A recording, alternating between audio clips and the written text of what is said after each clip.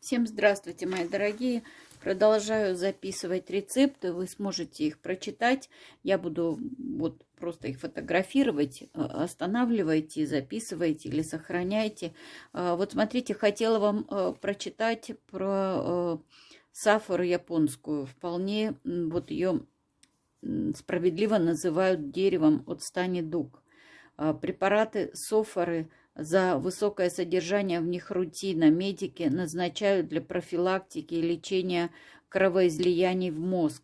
Необходимо несколько слов сказать и о других уникальных лечебных свойствах софоры японской.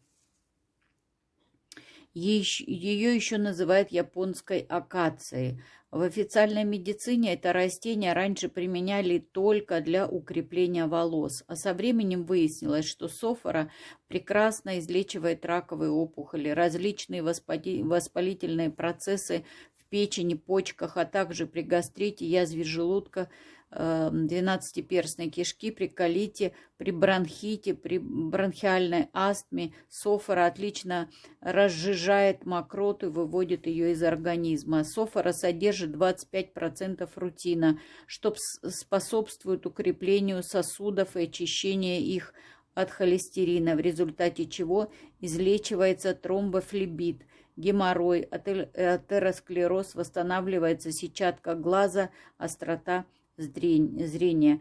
Конечно же, вы можете прочитать более подробно, найти эту информацию, но я лично вам скажу, что вот я действительно одно время пропила такую настойку из софоры. Мне очень понравилось, поэтому здесь единственное, что надо знать, конечно, если есть у вас аллергия. Вообще она помогает от очень многих недугов. Ну, найдете информацию, прочитаете. Вот все, прочитайте тоже рецепты, которые я для вас приготовила. Думаю, что они вам помогут. Всего вам доброго.